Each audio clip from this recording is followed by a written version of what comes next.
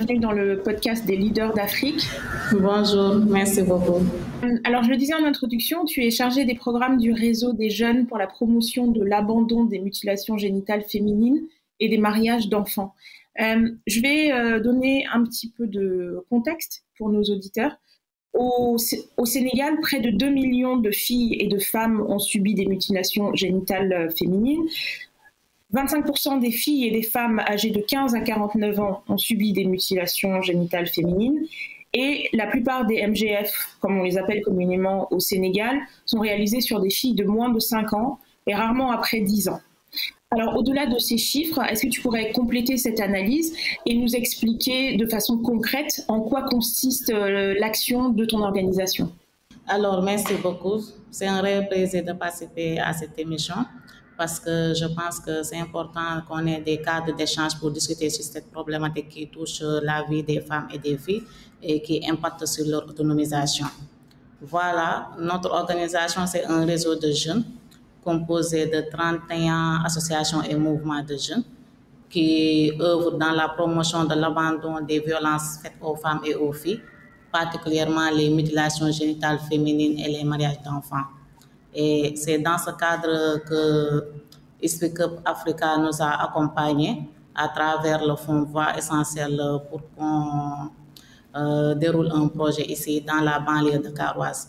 Tout à l'heure, vous avez parlé du contexte de l'analyse situationnelle sur les mutilations génitales féminines. Et les données là que vous avez trouvées sur Internet, je ne dirais pas que c'est faux, c'est exact.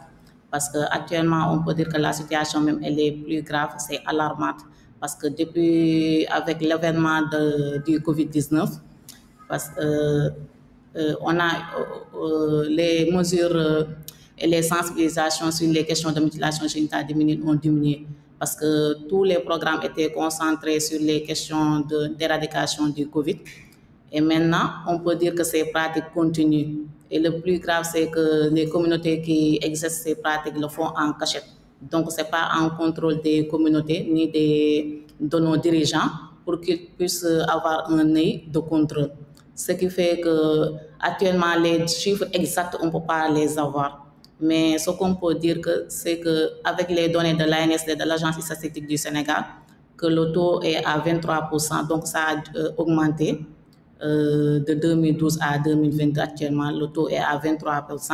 Et là où on a eu à dérouler le projet dans la banlieue dakaroise, le département de Yeumbeul, il a été noté là-bas en 2021 des cas de décision 6 filles qui étaient en train d'être excisées et dont les cris ont alerté le voisinage. Et ces cris-là ont permis aux voisins qui étaient là-bas de voir qu'est-ce qui se passait. Et ils se sont rendus compte qu'il y avait 19 filles qu'on a regroupées dans une maison pour les faire exciser.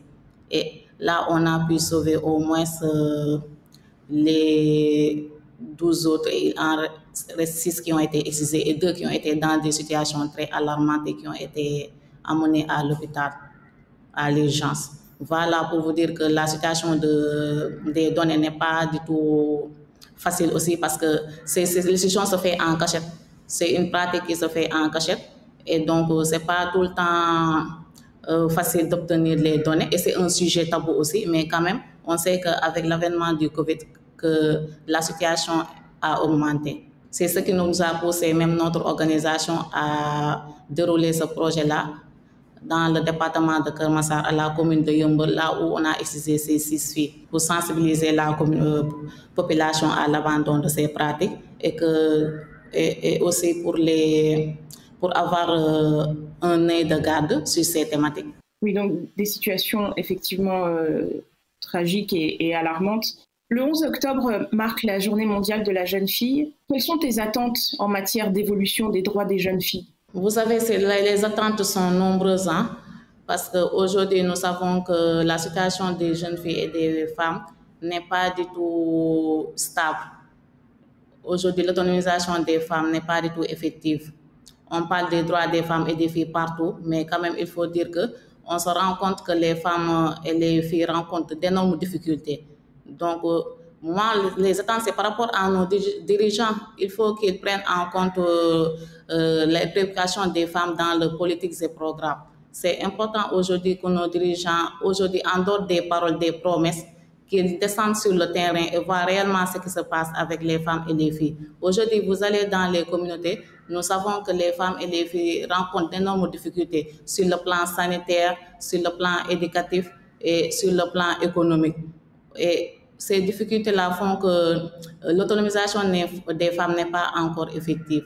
On a beau parler d'autonomisation des femmes, c'est comme si c'est un rêve, c'est une vision, certes, mais quand même, si les dirigeants faisaient un peu de leur volonté pour que cette autonomisation soit effective, je pense qu'aujourd'hui, la situation des femmes va s'améliorer. Et on sait que la femme, c'est le développement. Quand aujourd'hui, une femme est autonome, on sait que on peut dire que c'est toute une nation qui est autonome. Parce que la femme, c'est elle qui est la mère, c'est la sœur, c'est elle qui est le berceau de l'humanité. Parce que quand on parle de berceau de l'humanité, c'est grâce à la femme. Donc, nos dirigeants, en tout cas, mes attentes, c'est par rapport à nos dirigeants, de porter le plaidoyer pour qu'ils puissent prendre en compte nos préoccupations et qu'ils défendent les femmes dans les instances de décision. Mais aussi par rapport aux femmes aussi, hein, parce qu'aujourd'hui, les femmes ne doivent pas seulement être des spectatrices, on doit être des actrices. Les actrices de nos propres changements. La situation que les femmes sont en train de vivre, ce n'est pas les hommes qui vont comprendre ça, parce que ce que la personne vit, c'est toi-même, tu sais, c'est toi-même qui le sais, c'est pas une autre personne qui va t'expliquer ça. Et les femmes doivent, donc ce qui fait que les femmes doivent participer dans les instances de prise de décision. Elles doivent prendre le destin en main, oser et défendre leurs droits et ne pas attendre des hommes pour que leurs droits soient effectifs. Voilà. C'est ce genre d'attente que je porterai à l'égard de nos dirigeants et à l'égard des femmes. Les mutilations dont tu parlais tout à l'heure sont souvent réalisées par des praticiens traditionnels. Et en préparant l'émission, je me suis rendu compte qu'il y avait également une composante ethnique très forte qui doit forcément compliquer votre action. Est-ce que tu peux nous dire comment vous faites justement pour affronter ou contourner ces difficultés? Effectivement, comme vous avez dit, hein, les mutilations génitales féminines, je disais tantôt que c'est une thématique très sensible. Une thématique très sensible et qui est ancrée dans les us et traditions des communautés. Et quand on parle de la religion ou bien d'une tradition d'une personne, tu touches à sa sensibilité. La religion ou bien les traditions sont très sensibles parce qu'elles sont ancrées dans la personne. Donc aujourd'hui, quand on parle des questions de mutilation génitale féminine, certes, il y a des communautés qui font ces pratiques. On remarque ça plus ici au Sénégal, chez les parents Halpulaar, les Peuls. Il y a en dehors des Peuls, il y a les Diola. Il y a aussi les Saraxule. C'est des ethnies qui font plus ces pratiques ici au Sénégal. Pour dire que les mutilations génitales féminines ici au Sénégal sont plus remarquées au nord, dans la région de Matam, et au sud, dans les régions de Ziguinchor, Kolda, Sédhiou et Kédougou. Mais actuellement aussi, comme je disais tantôt, c'est pourquoi notre projet, nous avons intervenu dans la région de Dakar depuis qu'on a constaté ces cas de décision dans la région. Donc, parce que Dakar aussi, c'est un lieu qui abrite, je peux dire, une grande masse de population parce que c'est la capitale, ce qui fait que les gens peuvent faire ces pratiques sans pour autant qu'on puisse s'en rendre compte. Voilà. Donc, comme je disais, que c'est une pratique très ancrée dans la tradition de ces personnes, parce que ce qui justifie la pratique pour certaines communautés, c'est la tradition, et pour d'autres, c'est la religion. Parce qu'il y en a qui disent que la religion musulmane recommande la pratique de l'excision. Et maintenant, nos approches, ce qui nous facilite nos interventions sur le terrain, c'est les approches que nous utilisons. Il y a l'approche ne pas nuire. Quand on parle de l'approche ne pas nuire, c'est une approche qui vise à prendre en compte les croyances de ces personnes. Maintenant, on va communiquer avec ces communautés sans les heurter. Nous savons que la thématique des mutilations génitales féminines est sensible, donc on doit communiquer avec ces communautés qui font ces pratiques sans heurter leur sensibilité. En dehors de l'approche ne pas nuire aussi, nous travaillons avec les religieux. Partout où nous allons dans les régions ou bien dans les communautés où nous intervenons, les religieux et les chefs coutumiers sont nos alliés. Ils nous aident dans nos activités de sensibilisation et de plaidoyer à l'abandon de ces pratiques. Il y a aussi l'approche intergénérationnelle que nous utilisons, c'est-à-dire que créer des cadres d'échange entre les jeunes et les adultes des communautés qui font ces pratiques pour discuter de ces pratiques et essayer de trouver des solutions pour leur abandon. Et je pense que cette approche aussi, elle est intéressante dès l'instant où nous mobilisons 2 à 3 générations dans une activité et on parle des conséquences des mutilations génitales féminines. Et ce sont des débats, des échanges très interactifs et très intéressants qui permettent par exemple aux parents ou bien aux grands-parents de donner les raisons qui font ces pratiques, mais aussi il y a les victimes qui sont lors de ces échanges-là, il y a les victimes aussi qui s'expriment sur les conséquences de cette pratique, parce que la victime elle est mieux habilitée à parler des conséquences de la pratique. Comme je disais tantôt, une chose que tu n'as pas vécue, tu ne peux pas connaître les tenants et les aboutissants de la chose. Donc, lors de ces échanges-là, il y a les victimes aussi qui parlent des conséquences de l'excision. Nous savons qu'il y a des conséquences médicales, mais aussi des conséquences psychologiques. Et quand ces victimes s'expriment, il arrive que même ces victimes-là pleurent lors de ces séances de sensibilisation. Et tu vois que ça touche la sensibilité de ces communautés qui font la pratique. Et je vous dis que ça nous a bien réussi dans les communautés quand les victimes aussi s'expriment de leur vécu. Et je pense que si aujourd'hui on a eu à avoir des résultats, c'est grâce à ces approches dont je viens parler. Quand tu communiques avec les communautés, il faut savoir les mots que tu utilises, mais aussi maîtriser la thématique. Parce qu'aujourd'hui, c'est pas les mutilations génitales féminines, certes, il y a des conséquences, mais c'est pas bon de dire que c'est une pratique barbare. Parce qu'il n'y a pas de barbarie dans les communautés. Tout ce que les gens font, ils ont des raisons qui le justifient. Maintenant, quand même, peut-être ils ne peuvent pas s'en rendre compte des conséquences. Et les conséquences, c'est à nous de les faire savoir. Il y a des médecins même qui sont avec nous, des sages-femmes, et en plus de ces victimes-là. Donc, c'est très important aussi ce genre d'approche. Et il y a la masculinité positive aussi, hein, parce que nos hommes sont nos alliés aussi. Il y a certains hommes dans les communautés qui disent que je ne vais pas épouser une femme qui n'est pas excisée. La femme qui n'est pas excisée dans une communauté à forte pratique de mutilation génitale féminine, elle est victime de stigmatisation. Elle est stigmatisée dans sa communauté. Il peut y arriver qu'elle ne va pas cuisiner, on ne va pas manger sa cuisine, elle ne va pas s'asseoir là où s'asseoir les femmes. Donc vous imaginez à quel point elle est stigmatisée dans sa communauté. Et certains hommes même disent que moi je ne vais pas épouser une fille qui n'est pas excisée. Donc c'est important aussi de s'allier avec les hommes, de les expliquer les conséquences de ces pratiques-là pour qu'ils puissent en retour nous soutenir. Parce que vous savez que nous sommes dans une société patriarcale. Le Sénégal, ici, l'homme a un pouvoir décisionnel dans la famille. Et donc, si l'homme dit que moi, ma fille ne sera pas excisée, c'est fortement qu'elle ne sera pas excisée. Donc, voilà les approches que nous utilisons dans nos interventions et ce qui nous facilite la tâche et qui nous a permis jusque-là d'obtenir des résultats. J'imagine que ça doit effectivement avoir un véritable impact sur les communautés, effectivement, ces échanges de témoignages et pouvoir avoir des victimes présentes qui partagent leur vécu. Et je pense que même pour notre audience, se rendre compte du degré de stigmatisation que peuvent vivre ces femmes en écoutant ce que tu dis, effectivement, c'est très fort et clairement impactant. Alors, revenons à Voix essentielles. Qu'est-ce que cette initiative apporte à ton mouvement?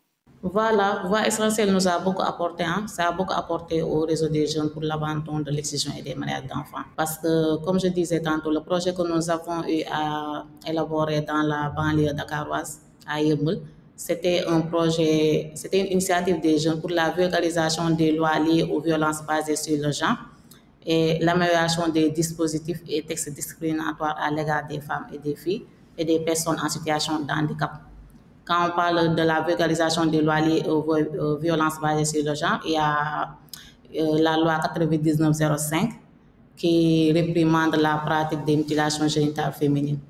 Et vous savez que le paradoxe, c'est qu'on se rend compte qu'avant même l'intervention, que dans les communautés ou bien quand on fait nos actions de sensibilisation, quand tu demandes à une femme, est-ce que tu connais au Sénégal qu'il y a telle ou telle loi, les femmes te disent non.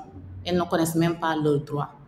Donc c'est comme si leur vécu quotidien, le fait que d'être des femmes qui ne sont pas instruites, des femmes qui n'ont aucune activité génératrice de revenus, pour eux ça c'est ce qui est normal, qu'une femme n'a pas le droit à la connaissance. En dehors de la connaissance des lois liées aux violences basées sur le genre, elles ne connaissent même pas leur propre droit aussi par rapport au fait d'aller à l'école, d'aller se faire consulter à une structure sanitaire. Et donc les femmes pensent que les hommes sont au-dessus de tout. Vous imaginez, c'est ce qu'on s'est rendu compte lors de nos études d'autodiagnostic. Parce que nous, avant qu'on déroule un projet dans une zone, on fait d'abord une étude diagnostique pour avoir des données et pour savoir exactement le vécu des femmes dans la localité. Et voilà le problème les difficultés que les femmes vivent, elles ne connaissent même pas leur propre droit. Et maintenant, nous, on s'est dit qu'à ce projet-là, donc, on doit vulgariser les lois liées aux violences basées sur le genre, faire connaître aux femmes qu'il y a telle ou telle loi qui te protège. En cas de mutilation génitale féminine, tu peux aller porter plainte, ou bien en cas de viol, il y a telle loi qui te protège, tu peux aller porter plainte, mais aussi tu peux aller voir telle ou telle structure sanitaire pour un accompagnement médical, même un accompagnement juridique et psychologique. Vous voyez, donc les femmes ne connaissent même pas ces structures aussi. Donc nous, notre projet, aujourd'hui, je peux dire que Voix Essentielle nous a permis aujourd'hui d'avoir un processus de plaidoyer avec ces femmes.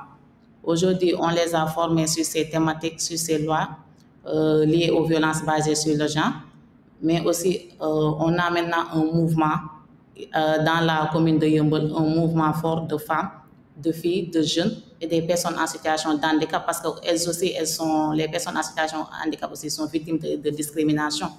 Parce que notre société, c'est naturel chez une personne, quand une personne en situation de handicap, c'est comme si tu crois que tu es supérieur à elle, alors que vous avez les mêmes droits.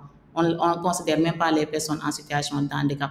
Même dans nos constructions, on ne les prend même pas en compte. Tu entres dans des toilettes, tu vois qu'on ne prend même pas en compte les personnes en situation de handicap. Ce qui fait qu'elles sont vraiment aussi très vulnérables. Et c'est pas elles sont vulnérables par rapport à leur situation, mais par rapport à l'environnement où elles vivent. Parce qu'on ne les prend même pas en compte dans nos constructions pour qu'elles fassent des études, pour qu'une personne en situation de handicap fasse des études, c'est très difficile dans les écoles. Si tu as un handicap moteur ou bien un handicap auditif ou visuel, en tout cas, c'est tout un problème, en tout cas, pour faire des études. Même pour aller se soigner aussi, c'est tout un problème. Des fois, on les oublie. On dit que c'est comme si nous, on ne les considère même pas. On oublie que ces personnes-là existent et ont les mêmes droits que nous. Donc, c'était important aussi de lever cette discrimination par rapport à ces personnes lors de ce projet. Et vous voyez que maintenant, actuellement, ça nous a permis d'avoir un processus de plaidoyer avec ces femmes-là. On a rencontré les dirigeants du département et qui nous ont, en tout cas, qui se sont engagés à prendre en compte la situation des femmes et des filles dans leur politique et aussi à promouvoir les droits des femmes et des filles dans les instances de décision. Donc, je peux dire que Voix Essentielle actuellement nous a permis de déclencher un processus de plaidoyer et ça a amélioré notre travail et nous a permis d'avoir une visibilité au niveau de ces femmes. Et je pense que ce sera continu, même si le projet est fini, ça ne va pas s'arrêter là parce qu'on a déclenché un processus qui va continuer et qui va permettre aujourd'hui, en tout cas, d'impacter au niveau de la commune de Yeumbeul avec les élus locaux et les décideurs de la localité pour une meilleure amélioration et prise en compte des droits des femmes et des filles dans les instances de décision. Voilà. Ce que tu dis sur le handicap en particulier, c'est vrai que ce sont des choses qu'on oublie, qui sont pas suffisamment dites et mentionnées dans nos sociétés. Et c'est vraiment tout le sujet de l'inclusion, en fait. Inclure, ça veut dire inclure tout le monde. Ça veut dire aussi inclure les personnes qui ont un handicap. Et c'est vrai que c'est tout un travail qui doit être fait au niveau de la société. Le réseau des jeunes pour l'abandon des MGF est composé de 30 mouvements et associations de jeunes, regroupant 30 000 membres, donc une vaste communauté qui reflète une problématique bien réelle dans la société. Tu en parlais au début de notre conversation. Comment s'assurer que toutes les voix soient entendues pour justement pouvoir relayer ces messages auprès des pouvoirs publics et des instances de décision? Aujourd'hui, je peux dire que nous travaillons avec les jeunes, nous travaillons avec les adultes. Quand je parle d'adultes, il y a les hommes et les femmes, et nous veillons à inclure toutes les couches de la société et toute tranche d'âge lors de nos interventions. Et je pense que c'est ce qui nous facilite aujourd'hui d'avoir ce mouvement fort. Parce que tout à l'heure, je parlais qu'il y a un mouvement fort, un processus de mouvement qui a été déclenché à Yeumbeul. Maintenant, je peux dire que aussi, le réseau des jeunes, en tout cas, est dans ce processus aussi au niveau national pour porter la voix des sans-voix lors des instances de décision. Je pense que c'est cet ancrage communautaire qui nous facilite aujourd'hui de collaborer avec les autorités. Parce que quand on est un nombre important qui prône quelque chose, ça impacte sur le regard de l'autrui. Ce qui permet aujourd'hui que nous avons une collaboration facile avec les dirigeants des localités, et nous travaillons avec eux sur nos actions pour une meilleure amélioration des droits des femmes et des filles. C'est cet ancrage communautaire, en tout cas, qui nous facilite cette question. Et avant de conclure avec les coordonnées de l'association, est-ce que tu aurais un message à faire passer à titre personnel, aussi bien aux jeunes qu'au pouvoir public d'ailleurs? Alors, je sais que tu l'as mentionné également un peu plus tôt dans ton intervention, mais est-ce que tu souhaiterais compléter ton message ou est-ce qu'il y a autre chose que tu souhaiterais rajouter sur ces questions? Le message que j'aimerais lancer, en tout cas, c'est à l'endroit aussi des jeunes, parce que quand on est jeune, même s'il n'y a pas les moyens, chacun est responsable de sa communauté. On est des citoyens avant tout. Et quand une problématique touche une communauté, on doit s'engager. Ne pas s'engager, dire que toi, tu fais partie des personnes qui ne prennent pas en compte la situation de ta localité. Donc, c'est très important aujourd'hui que nous, jeunes, nous nous engageons sur ces thématiques-là. Parce que quand la situation des femmes et des filles, les droits des femmes et des filles est pris en compte, je peux dire que c'est là où on peut parler de développement. On ne peut pas parler de développement sans l'autonomisation des femmes. Et pour cela, je pense que les jeunes ont un très grand rôle à jouer. Parce que non seulement la population sénégalaise est composée majoritairement de jeunes. Et les jeunes, nous savons qu'aussi on est très actifs. On est même très actifs sur les réseaux sociaux. Je pense que c'est très important aujourd'hui qu'en tant que jeunes, nous nous engageons sur ces thématiques-là pour permettre à nos dirigeants de tenir en compte les droits des femmes et des filles dans les instances de décision. Donc moi, mon message, en tout cas, que je peux ajouter pour le moment, c'est à l'endroit des jeunes pour qu'ils portent le message d'abandon des mutilations génitales féminines ou bien d'abandon des violences basées sur le genre, et pour qu'ils s'engagent auprès des communautés pour un Sénégal meilleur. Voilà mon message. Merci beaucoup, Rougatou.